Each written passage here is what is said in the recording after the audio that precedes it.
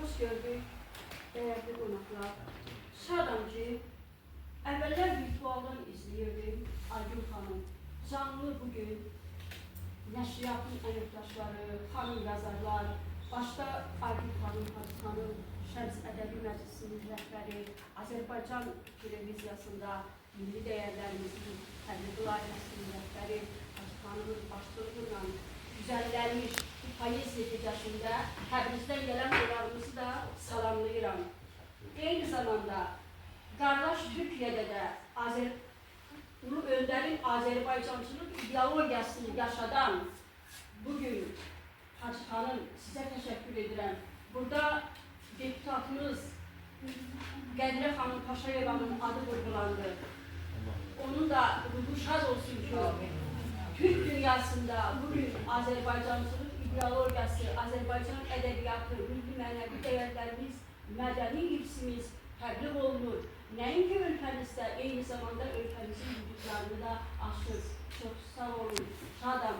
Və bu il şanlı səfərimizin 5-ci il dönümü ərəfəsində, eyni zamanda müəllifi ulu öndər olan Azərbaycan müstəqil Azərbaycanın konstitusiyasının 30-cu il dönümü ərəfəsində təbliğ olunan, təşkil olunan bu ədəbi gecədə, poeziya gecəsi ilə hər kəsə təşəkkür edirəm.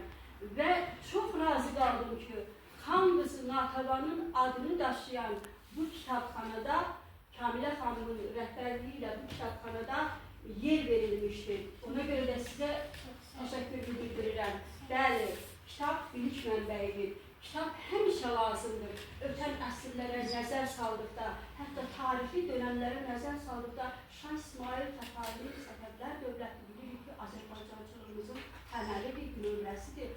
Onun zamanında belə Həbibi adlı ədəbi bədii məclislərimiz olub bizim.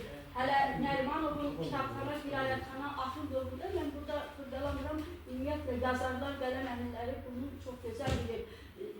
Həmidə xanım Cavanşirin mən burada örnək bir timsalını canlı, mən tam səmimi deyirəm, xanım sizi gördüm, Hacı xanım, Aygün xanım. Hası ki, o dövrün, zamanın, o mobilomaniyanın, informasiyanın çətin olduğu o durumlarda əhalini, insanları, qadınları maarifləndirmək üçün öz evində belə bucaq açmışdır. Sanki bu kitabxana, bu el, bu oba o dövrü xatırladır. Əziz yazarlar, mən şadam ki, belə bir böyük publisistlərlə, yazıcılarla tanış oldum.